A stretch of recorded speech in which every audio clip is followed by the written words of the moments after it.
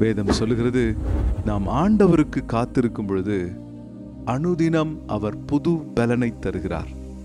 அவர் தருகிற பலன் எப்படிப்பட்டது?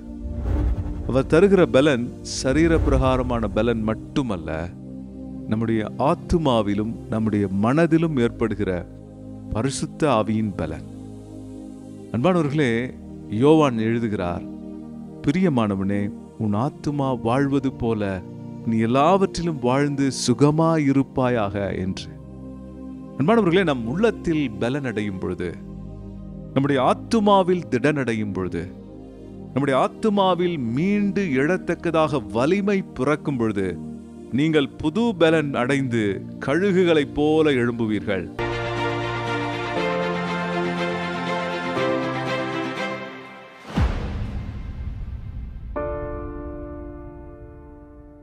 கர்த்தருக்குள் பிரியமானவர்களே, உங்கள் யாவரையும் ஆண்டவராகிய இயேசுவின் நாமத்தில் வாழ்த்துகிறேன். அவர் தேவனாயிருந்தும் தேவனுக்கு சமமாயிருப்பதை கொள்ளையாடின பொருளாக எண்ணவில்லை. அன்பானவர்களே, இயேசு தேவனுக்கு சமமாயிருப்பதை கொள்ளையாடின பொருளாக எண்ணாமல் தம்மைத்தாம் தாழ்த்தி நம்மை நேசித்தார். அவர் மனு அவதாரம் எடுத்த தேவன். உங்களையும் என்னையும் நேசிக்கிறவர், வழி நடத்துகிறவர். ஆகவே நாம் கர்த்தருக்குள் பலனடைய முடியும், நம்பிக்கை அடைய முடியும், மகிழ்ச்சி அடைய முடியும். இந்த நாளிலே ஆண்டவர் உங்களுக்கு தம்முடைய பலனை கொடுத்து உங்களை மீண்டு எழச் செய்கிற தேவனாக இருக்கிறார். இதற்கு ஆதாரமாக எசையா தீர்க்கதரிசியின் புஸ்தகம் 40ஆம் அதிகாரம் 30 வாசிக்கிறேன்.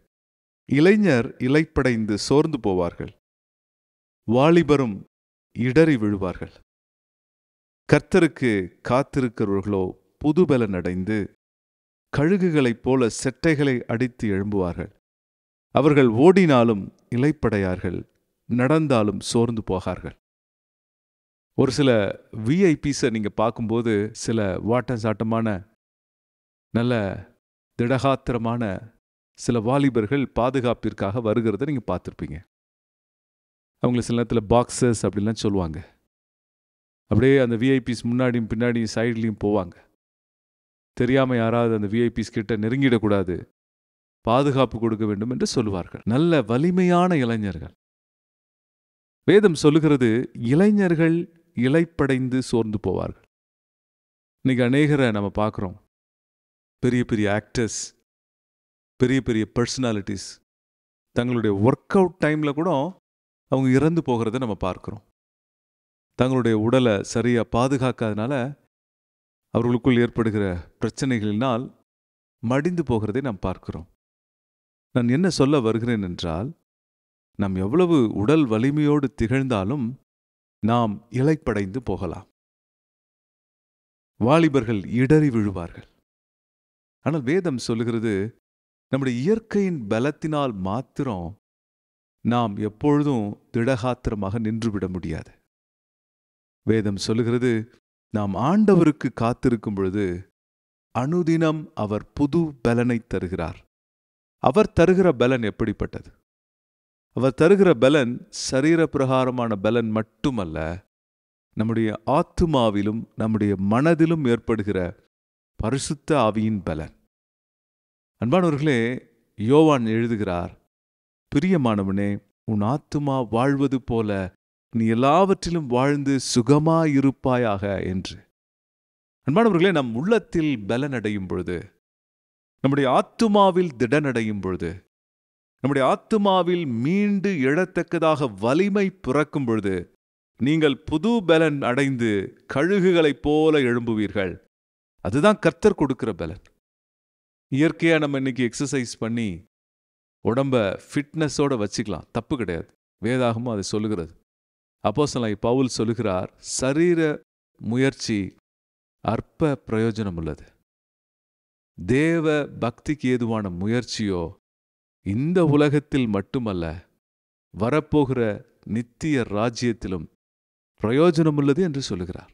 ஆகவே அன்பானவர்களே, தேவன் தருகிற தம்முடைய பலன், பரிசுத்த ஆவியின் பலன், தேவனுடைய கிருபையினால் வருகிற பலன் பக்தி முயற்சியினால் வருகிற பலன் அது நம்மை பலப்படுத்துகிறது. உங்களுக்குள்ளாக ஒரு புது வலிமை பிறக்க செய்கிறது. அது நாம் கர்த்தருக்கு காத்திருப்பதால் நமக்கு உண்டாகிறது. ஆகவேதான் வேதம் சொல்லுகிறது, கர்த்தருக்கு காத்திருக்கிறவர்கள் புது பலன் அடைவார்கள். கழுகுகளைப் போல செட்டைகளை எடித்து எழும்புவார்கள். கர்த்தருக்கு காத்திருப்பதென்றால் அவரோடு தனிமையில் நாம் நேரம் எடுத்து அவருடைய வேத வசனங்களை தியானித்து அதை சிந்திப்பதாகும். நாம் அவரை துதிப்பதாகும். நாம் அவரோடு கூட நேரம் செலவழித்து சம்பாஷணை செய்வதாகும். நாம் அவரோடு கூட நேரம் செலவழிக்க நம் மனதில் புது பலன் பிறக்கிறது. அல்லேலூயா. அப்போ உங்களால முடியாத சாத்தியமில்லாத காரியங்களை கூட நீங்க செய்யும்படிக்கு ஆண்டவர் உங்களுக்கு சக்தி கொடுக்கிறார். ஆமென். அதனால அவர் உங்களுக்கு ஒரு வாக்குத்தத்தம் சொல்லியிருந்தார்னா அதை நிறைவேற்ற உங்களுக்கு பலன் இல்லைன்னா நீங்க ஆண்டவரிடத்துல கேட்கணும், ஆண்டவரே எனக்கு புது பலனை தாரும், எனக்கு புது பலனை தாரும், உமக்கு நான் காத்திருக்கிறேன், புதிய பலத்தால் நிரப்பும். சரீர பலம் மட்டுமல்ல ஆண்டவரே, என் ஆத்துமாவில் பலன் தாரும் என்று கேளுங்க. கழுகு ஒரு விசேஷித்த பறவையாக இருக்கிறது. காகத்திற்கும் கழுகுக்கும் உள்ள வித்தியாசத்தை நீங்கள் அறிந்திருப்பீர்கள். காகம் ஒரு மட்டத்தில் பறந்து செல்கிறது. கழுகோ காகத்தை விட பல உயரங்களுக்கு மேலாக சென்று தன் சிறகை விரித்து பறக்கிறது. அடிக்கடி காகம் கழுகை போல் ஆகணும்னு கழுகு பின்னாடி துரத்தும். நீங்க பார்த்துருப்பீங்க. கழுகு என்ன செய்கிறது? அப்படி அப்படி என்று மேலே பறக்கிறது. உங்கள் வாழ்க்கையில் மேலான தரிசனங்கள், மேலான திட்டங்கள், மேலான வாக்குத்தத்தங்கள் நிறைவேறுவதற்கு நீங்கள் கழுகுகளைப் போல கர்த்தருடைய சமூகத்தில் காத்திருந்த பலத்தினால் எழும்பி எழும்பி எழும்பி பிரகாசிக்க ஆண்டவர் பலன் தர வல்லமையுள்ளவராக இருக்கிறார். அல்லேலூயா. அந்த பலனை பெற்றுக்கொள்ளுங்கள் அன்பானவர்களே. ஆபிரகாமுடைய வாழ்க்கையை பாருங்கள். 100 வயதாயிற்று.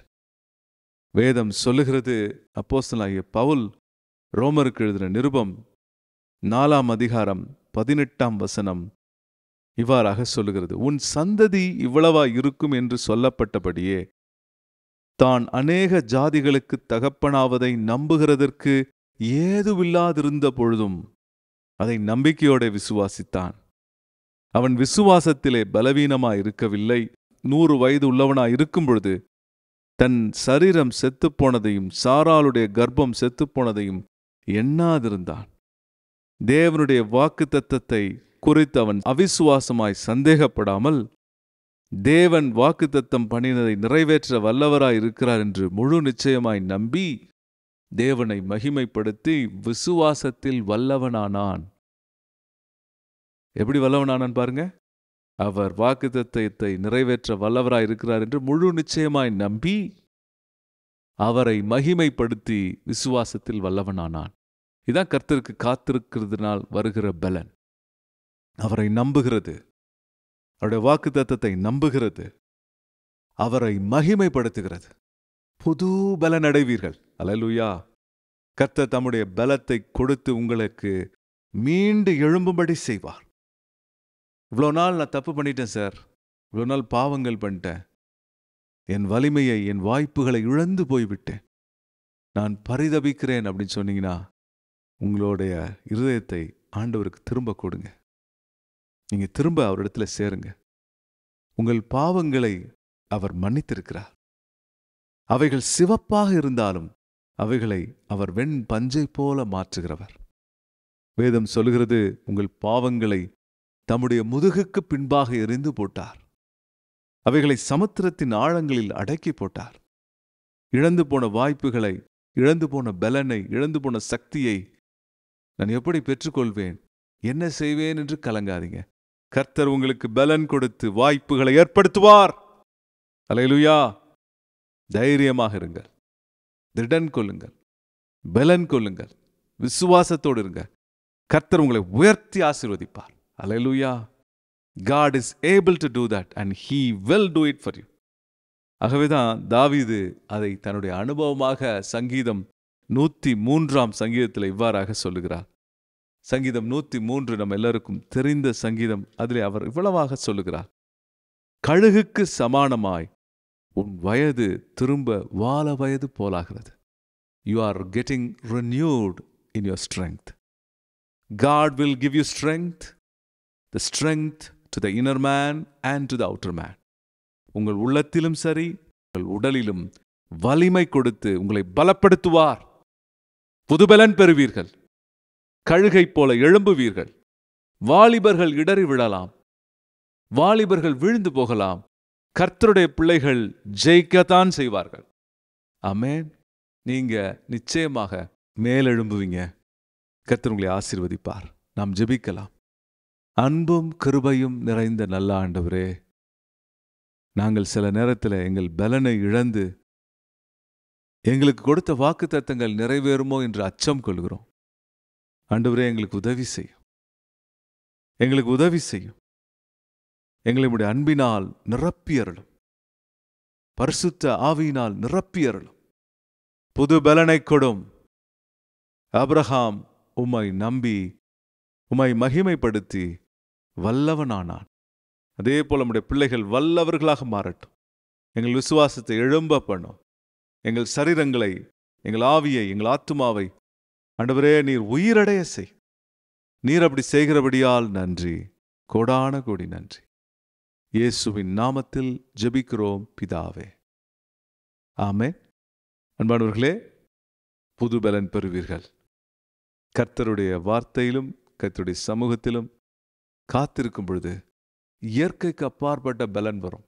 உங்க முயற்சியில் நீங்க ஜெயிக்க முடியாது. You try the power of the holy spirit. Amen. கர்த்தருக்கு காத்திருங்க. அவருடைய ஆவியானவர் உங்களை நிரப்புவார்.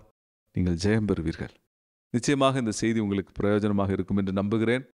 நீங்கள் இதை பிறருக்கு பகிர்ந்து கொள்ளுங்க. நாம் இணைந்து ஆண்டவருடைய ராஜ்யத்தை கட்டுவோம். ஆண்டவர் நாமத்தை மகிமைப்படுத்துவோம். கர்த்தர் நம்மை ஆசீர்வதிப்பாராக. ஆமென்.